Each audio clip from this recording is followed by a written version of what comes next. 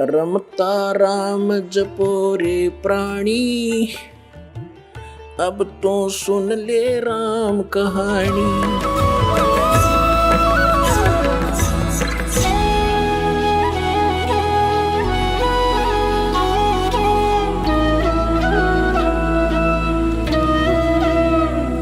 अब पुण्यात्मा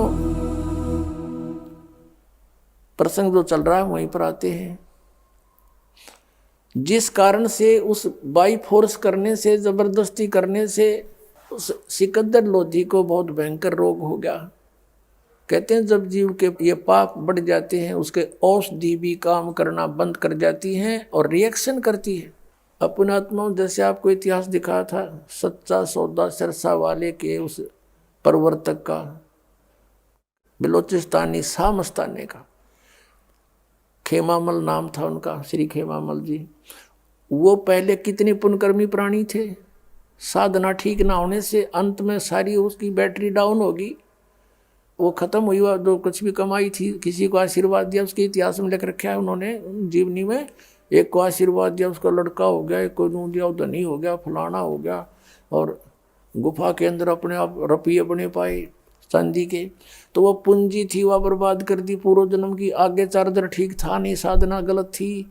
अंत में इंजेक्शन रिएक्शन से मृत्यु होगी उस महात्मा की। तो पुण्यात्मा परमात्मा कहते हैं कि जब इंसान के पुण्य अक्षीण हो जाते हैं, पाप वृद्धि कर जाते हैं, औषधि भी रिएक्शन करने लग जाती है, काम नहीं करती। तो ये स्थिति थी आगे किसकी? सिकंदर लोधी सम्राट की, किंग ऑफ इंडिया की। अब उस सभी जो वैद्य थे उन्होंने हाथ खड़े कर दिए कि महाराज कुछ भी कहो, हमारे बस की बात नहीं। फिर जंतर मंतर के लिए मुसलमानों से खूब जैसे भी अनुष्ठान वो करवाए, साधु संत फकीरों से। फिर हिंदुओं को बुलाकर अब उसके आधार से करवाया, सब यूजलेस रहे, ऑल इन वेन। फिर किसी ने बताया कि काशी के अंदर एक महात्मा है और कबीर नाम है उसका, यदि वो रजा बख्श देंगे तो आप स्वस्थ हो सकते हो, क्योंकि ये आपके प्रारब्ध का कर्म है। ऋषि महर्षि संतों ने कह दिया कि महाराज राजन, ये आपके प्रारब्ध में लिखा हुआ, इसको कोई चेंज नहीं कर सकता, ये तो भोगने से आपका समाप्त होगा। अब सिकंदर लोधी अपने अंतिम सांस गिने, रो अपने कर्मा ने। अब क्या हुआ, किसी ने जब ये कहा तो उसको अविश्वास हुआ कि नहीं, बड़े बड़े महापुरुष, मैंने सब पूरी इंडिया की छान मारे, सबसे औषधियाँ ले ली, सबसे जंतर मंतर करवा लिए, सब पर आशीर्वाद ले लिया, जो उन्होंने बताया सब अनुष्ठान कर लिए। उस व्यक्ति ने बताया कि वहाँ जाने से आपको पता चलेगा। वहाँ बहुत से उदाहरण बताए कि ऐसे ऐसे, एक ऐसे बीमारी थी, उसको ऐसे रोग था, वो मर गया था, वो जीवित किया। अब सिकंदर लोधी के अंतर्गत काशी का नरेश वीर देव सिंह बघेल, वो परमात्मा कबीर जी का शिष्य हो चुका था, उनकी शक्ति और भक्ति से परिचित होकर के। तो सिकंदर लोधी ने वहां एक भेज दिया अपने दूत कि जाओ राजा नरेश से कह दो वीर सिंह से कि मैं आ रहा हूं। अब राजा जो अपने छोटे राज्यों पर जाता था, उसके अंतर्गत होते थे, पराधीन होते थे, वो वैसे भी चेकिंग के लिए भी जाता रहता था। तो वीरदेव सिंह बघेल ने, काशी के नरेश ने पूरा रेस्टोरेंट, उसका जो रेस्ट हाउस था, पूरा सजा दिया। जो ही सिकंदर लोधी हाथी पर विराजमान थे, साथ में हजारों की संख्या में सैनिक थे, सबके खाने का व्यवस्था कर दी और सिकंदर लोधी के सामने मेज के ऊपर फल फ्रूट सब कुछ लगा दिए। अब सिकंदर लोधी बैठा बैठा देख रहा, कुछ खा नहीं सकता। वीर सिंह ने करबद्ध होकर कहा, राजन अपने नाश्ता ग्रहण करो। तब कहा कि वीर सिंह, मैं तेरी जो अतिथि सेवा से प्रसन्न हूँ, लेकिन मैं खा नहीं सकता। यूं कहकर आंखों में आंसू भर आए। तो वीरदेव सिंह बघेल ने पूछा, क्या कारण है राजन? कि ऐसे ऐसे मुझे बहुत भयंकर रोग है, सब जगह औषधि करवा ली, सब संतों महात्माओं से मिल लिया, मैंने सुना है यहाँ कोई कबीर नामक महात्मा है, आप जानते हो? सुना है कि वो बहुत अच्छे पहुँचे हुए हैं। अब ये कहते ही वीरदेव सिंह बघेल की आंखों में आंसू आ गए। वो किस लिए आ गए कि ये मुसलमान अहंकारी राजा है और परमात्मा जो चाहे सो कर देंगे, वो तो समर्थ शक्ति है। और अभिमान युक्त व्यक्ति पर परमात्मा कभी रजा नहीं बख्शेंगे और ये यहां से भी हताश होकर जाएगा। देख कैसा दुर्भाग्य इसका। फिर भी उसने बताया कि जी बड़े महापुरुष हैं और राजन आप सही ठिकाने आगे हो और यदि वो रजा बख्श देंगे तो आपके ये रोग नहीं रहेगा। यहाँ मेरे सामने बहुत सैकड़ों प्रमाण है ऐसे ऐसे। अब सिकंदर लोधी के कुछ किरण दिखाई दी आशा की, कहा कि जल्दी बुलाओ उनको। सिकंदर लोधी ने वीरदेव सिंह से कहा कि उस महात्मा को शीघ्र बुला कर लाओ। अब वीरदेव सिंह बघेल स्तब्ध हो गया। आज्ञा का पालन ना करूं तो राजा रुष्ट है, ये रुष्ट होगा, ना जाने के सजा देगा मुझे। और यदि मैं परमात्मा को बुलाने जाऊं गुरु को तो मेरा नाश हो गया भक्ति का, मेरे जैसा नालायक नहीं। अब उसने कहा भगवान दो पाटों के बीच आपका दास फंस गया, कुछ सद्बुद्धि दो मोको। तो प्रेरणा की परमात्मा ने। वीरदेव सिंह बघेल ने कहा कि राजन जो आज्ञा आपका शिरोधार्य है, जो हुक्म है आपका, लेकिन मैंने सत्संग में सुना है परमात्मा से कि साधु संतों को बाय ऑर्डर नहीं बुलाना चाहिए, उनके पास स्वयं जाकर के नतमस्तक होकर के याचना करनी चाहिए, तब वो रजा बख्शते हैं। और यदि हम उनको बाय ऑर्डर यहाँ बुला भी लेंगे राजन और उन्होंने हृदय से आपको आशीर्वाद नहीं दिया तो यूजलेस है, उनका आना भी कोई फायदा नहीं करेगा। अब कहते मरता क्या नहीं करता। सिकंदर लोधी ने कहा कि ठीक है यहाँ मत बुलाना, मैं चलूंगा, जहाँ 800 किलोमीटर आ गया हूँ और चल पड़ूंगा, जहाँ कहो चलो चलते हैं। शाम यानी आफ्टरनून हो गई थी, शाम का समय था, यानी 3-4 बजे सी। सिकंदर लोधी वीरदेव सिंह बघेल। सिकंदर लोधी का एक धार्मिक गुरु था जिसका नाम था शेख तकी, और शेख तकी वहाँ के सब मुसलमानों का कंट्रोलर था, धार्मिक गुरु। क्योंकि हम धार्मिक नेता से सदा जुड़े रहे हैं, राजा हमारे लिए सेकंड रहा है, इसलिए राजा लोगों की एक राजनीति होती थी, वो उसी को पकड़ देते थे, उस धर्म नेता को अपने साथ रखते थे और उसकी खूब सेवा पानी और खूब चमचागिरी करते, ताकि ये सब प्रजा को हमारे साथ रखेगा। वो भी साथ गया था। वहां से सिकंदर लोधी से कहा वीरदेव सिंह ने कि इस समय वो कबीर परमेश्वर जी अपने गुरु रामानंद जी ब्राह्मण पंडित रामानंद जी के आश्रम में आरती के लिए आते हैं, शाम को वहां चलते हैं, इसमें वहां मिलेंगे वो। तो सिकंदर लोधी ने कहा चलो चलते हैं। उधर से अपने पीर से कहा कि आओ पीर जी, शेख तकी जी। सिकंदर लोधी ने कहा क्या वो हमारे साथ? कहने लगा मैं नहीं जा करता इन काफिरों के आश्रमों में, वो तो हिंदू काफिर है, हम नहीं जाएंगे। अब वो तो रह गया वहीं पर रेस्ट हाउस में। शेख तकी, सिकंदर लोधी, वीरदेव सिंह बघेल, वो दोनों चले गए। सैनिक बाहर खड़े कर दिए कि तुम रहो यहीं पर। आश्रम के सामने गए तो वहां एक सेवादार खड़ा था। वीरदेव सिंह बघेल को मालूम था कि रामानंद जी भी अपने आश्रम में मुसलमानों को प्रवेश नहीं करने देते, क्योंकि कबीर परमेश्वर के मिलने के उपरांत उन्होंने इतना तो सुविधा दे दी थी कि पहले तो केवल ब्राह्मण के अतिरिक्त किसी को भी दीक्षा नहीं देते थे, उनसे सीधे मुंह बात नहीं करते थे। कबीर परमेश्वर ने उनकी वह सारी फड़क निकाल दी। फिर वो हिंदुओं की कोई जाति से भेद नहीं करते थे, लेकिन मुसलमानों से भेद फिर भी करते थे। वीरदेव सिंह बघेल को मालूम था कि स्वामी रामानंद जी सिकंदर लोधी को अंदर ले जाने से मुझसे अक्षुब्ध होंगे और फिर गुरुजी नाराज होंगे कि तूने मेरे गुरुजी को नाराज क्यों कर दिया। तो उसने एक तरीका अपनाया, उस पहरेदार से पूछ लिया कि भाई महाराज जी हैं अंदर? हाँ जी हैं। कौन? कि स्वामी रामानंद जी। कि हमने कबीर साहब जी से मिलना है। पहरेदार ने बताया कि वो आने ही वाले हैं और इस समय अवश्य यहाँ आते हैं, डेली आरती करते हैं गुरुजी के पास बैठकर।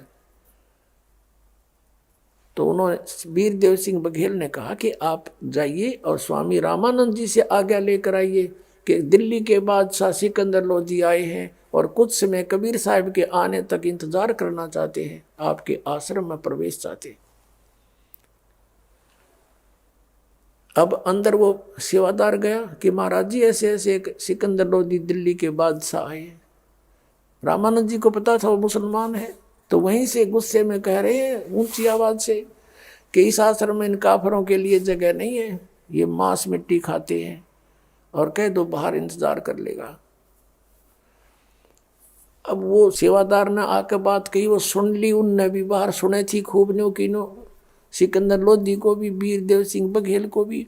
और यही बात आकर के पहरेदार ने कह दी सेवादार ने कि भाई कि नरेश राजा जी, हमारे गुरुजी ने मना कर दिया और कहा कि हम मुसलमानों को अपने आश्रम में प्रवेश नहीं करने देते, बाहर इंतजार कर ले।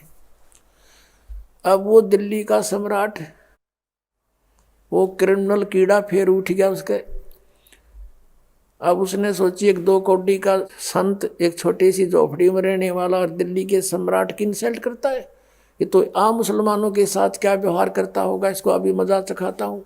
निकाल ली खड़ग तलवार बार और चला गया अंदर। फिर उसने कौन रोके, वो तो एक मर्यादा है, प्रार्थना भी नहीं तो नहीं, संत के आज्ञा का उल्लंघन करना ही पाप है। वो अहंकारवश भूल गया सब कुछ। अंदर रामानंद जी बैठे थे अपने आसन पर और गुस्से में जाकर उसकी तलवार से गर्दन काट दी, 2 हिस्से होकर अलग अलग गिर गया रामानंद। अब सिकंदर लोधी वापस चल पड़ा। पुण्यात्मा, ये मन काल है, ये इस प्राणी से एक बार तो कुबद करवा दे है और फिर आत्मा रोती है कि मैंने क्या कर दिया। अब सिकंदर लोधी वीर देव सिंह बघेल अपने छोटे नरेश से कह रहा है कि देख मेरे खोटे कर्म, चाहता हूं कोई अच्छा कर्म हो रहा है बुरा। आया था अपना पाप अपने दुख निवारण के लिए और ये और इकट्ठा कर लिया, देख मैंने, ये मेरे कर्म बिगड़ गए। अब आत्मा को सब पता होता है कि मेरे साथ क्यों हो रहा है ऐसा। अब चल भाई वीर सिंह, मैंने तो दुख भोगना ही पड़ेगा, क्योंकि अब कबीर साहब के गुरुजी की हत्या कर दी, अब वो मुझे आशीर्वाद दे ही नहीं सकते, बद्दुआ और देंगे, चल तू भाई खसक यहाँ से चलते। अब कहते परमात्मा सौछल सीधर मैं करूं अपने जन के काज। अब जो ही वो दोनों राजा और नरेश वो बाहर निकले, सम्राट सिकंदर लोधी और वीर देव सिंह, सामने से परमात्मा आ रहे हैं कबीर जी। वीर देव सिंह ने देखा कि ये आगे महाराज, ये वीर देव सिंह के उनके शिष्य थे, दंडवत प्रणाम की, मुकुट समेत ज्यों का त्यों जमीन पर लेट कर। अब सिकंदर लोधी ने सोचा वो कोई चारा नहीं पहुंचा हुआ, संत बताओ कहीं बद्दुआ ना दे देते, नहीं भस्म कर दे। और तुरंत उसने भी दंडवत प्रणाम किया और उधर से वो अपराधी हो रहा था। अब जो ही दोनों ने दंडवत प्रणाम किया, परमात्मा ने उनके सिर पे हाथ रखा, आशीर्वाद देते हुए कहा कि हे नरेशो, इस गरीब के सामने आज कैसे पहुंचना हुआ, उठो, आप तो सम्राट हो, मैं गरीब व्यक्ति हूँ। ऐसा कहते हुए दोनों के सिर पे हाथ भी रख दिया।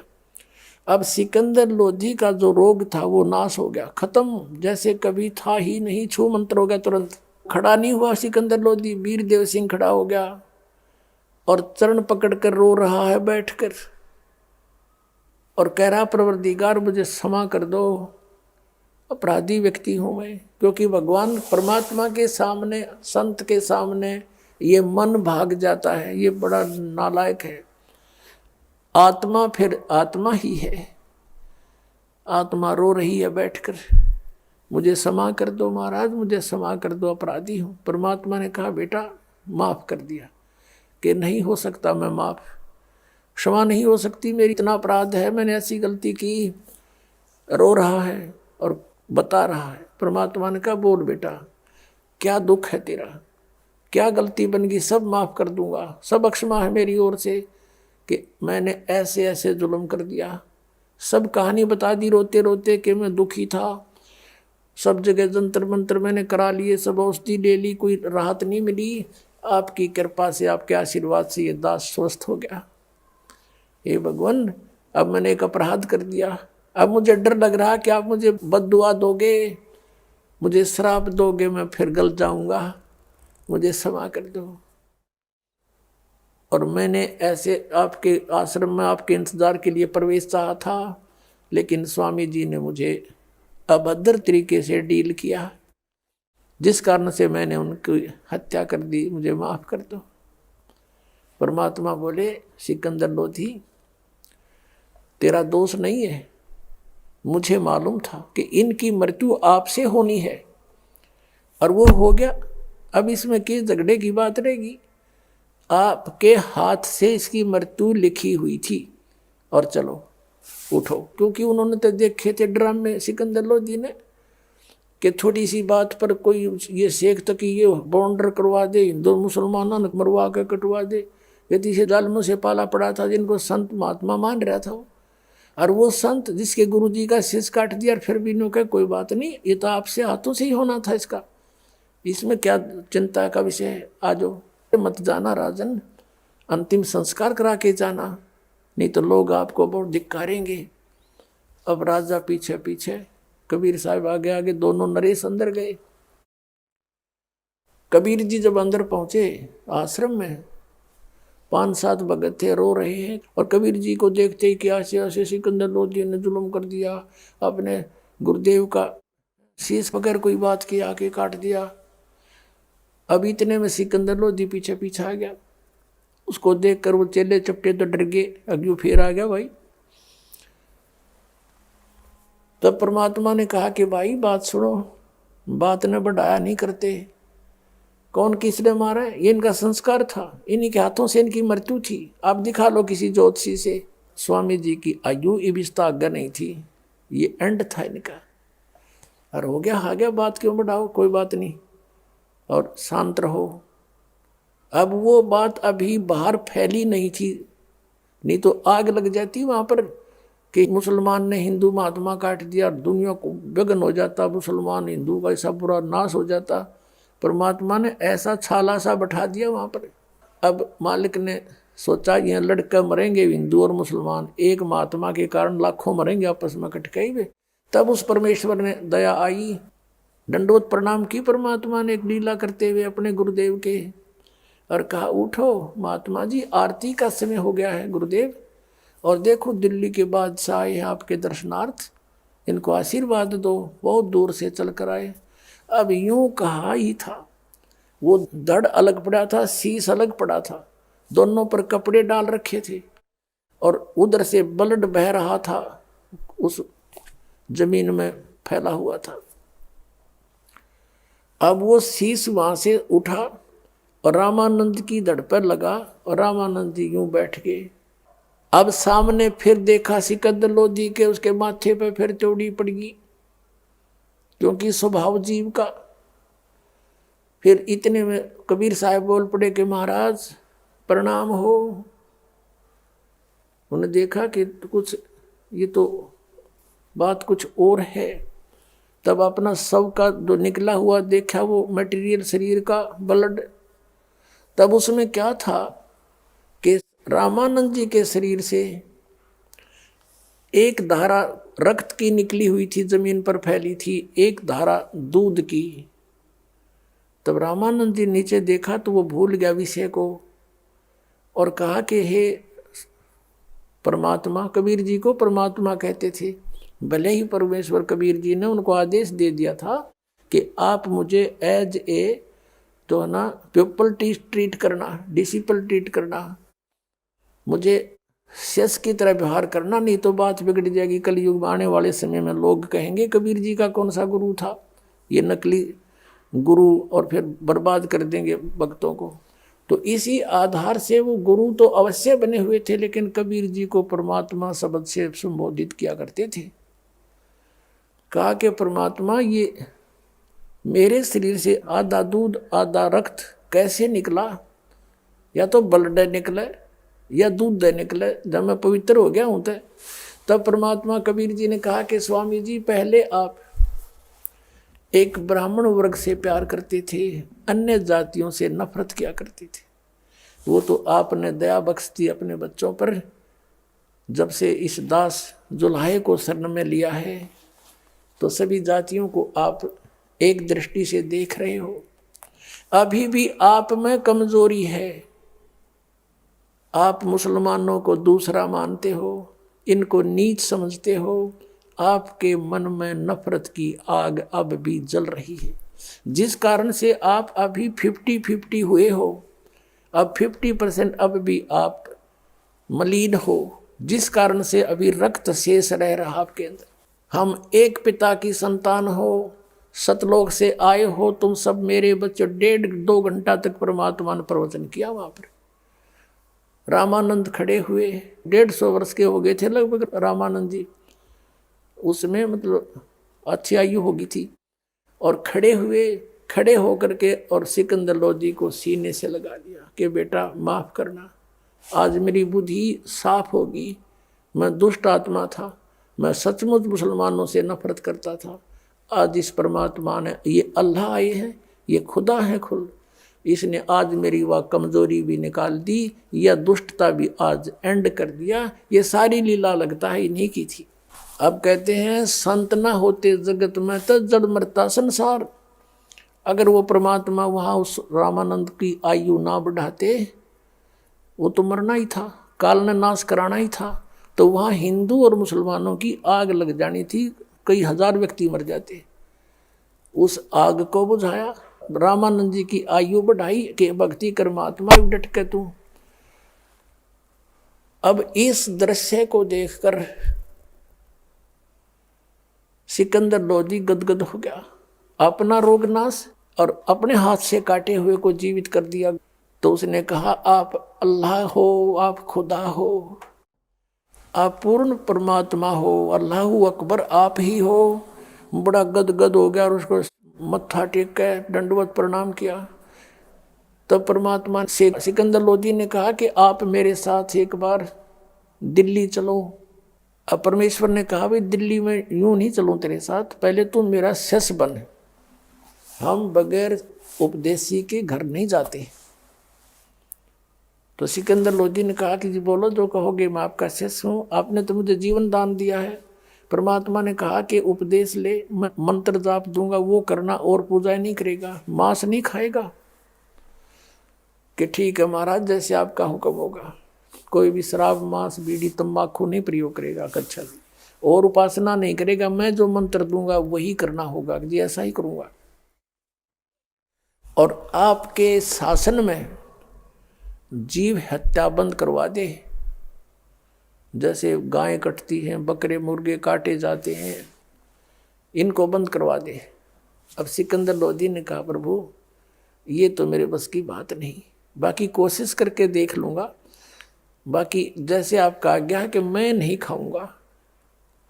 परमात्मा बोला चल भाई ठीक है, मेरी मर्यादा में रहना, मैं तेरे साथ दिल्ली चलूंगा।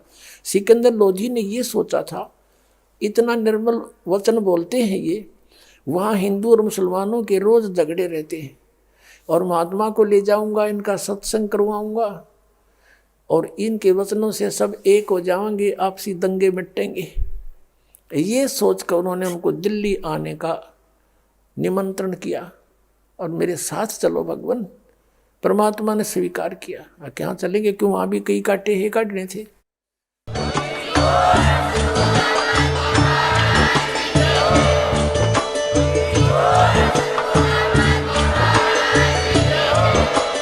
आप सुन रहे थे जगत गुरु तत्वदर्शी संत रामपाल जी महाराज जी के मंगल प्रवचन। अधिक जानकारी के लिए विजिट कीजिए हमारी वेबसाइट www.jagatgururampalji.org। संत रामपाल जी महाराज जी के शुभ आशीर्वाद से पूरे विश्व भर में 500 से भी ज्यादा नाम दीक्षा केंद्र हैं, जिन पर संत रामपाल जी महाराज जी द्वारा ऑनलाइन निशुल्क नाम दीक्षा दी जा रही है। अपने नजदीकी नाम दीक्षा केंद्र का पता करने के लिए संपर्क करें 8222880541।